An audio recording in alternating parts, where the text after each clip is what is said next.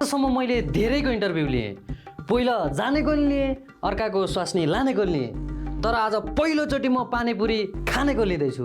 धेरैभन्दा धेरै पानीपुरी खाएर गिनिज बुकमा नाम लेख्न सफल आउँदै हुनुहुन्छ पानीपुरी लभरजी, उहाँलाई स्वागत गरौँ।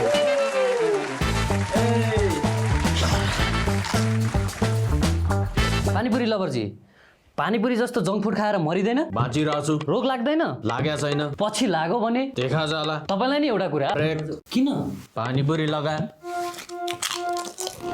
रुगा खोकी लाग्दा पनि तपाईँ पानीपुरी खानुहुन्छ? लागिरहेछ। अनि खाइरहेको छु। अनि टन्सिल भयो भने यसो भन्छु, कसो? पुरी ठिक छ, झोल तता। तपाईँलाई नि पानीपुरी लगा। तपाईँ यो पानीपुरी खाएर देशको नाम राख्न चाहनुहुन्छ? चाहदिन। अनि पेटको मान राख्न चाहन्छु। हेत्तेरी होइन पानीपुरी। ए सेक्युरिटी, कस्तो खालको मान्छे ल्याएको यार, यसलाई छिटो भगा। भगा होइन त पानीपुरी लगा। पानीपुरी जस्तो चिज एकछिन मुखलाई टेस्ट दिन बाहेक अरू केही काम छ भन्नु त? के छ?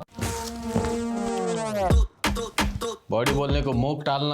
अलि लामो दिनु के? चाउमिन हो र पानीपुरी हो, छोटै हुन्छ। एन्सर भनेको बोल। तपाईँको चाहिँ डेली रुटिन के छ? बिहान उठ्न बित्तिकै पानीपुरी, त्यसपछि फेरि पानीपुरी, त्यसपछि खाजासँग पानीपुरी, बिहानको खानामा पानीपुरी, बेलुकाको खाना अघि पानीपुरी, खाना पछि पानीपुरी, सुत्नुभन्दा अगाडि पानीपुरी, सुतिसकेपछि पानीपुरी, सुतिसकेपछि निदाइसकेपछि सपनामा एक प्लेट पानीपुरी।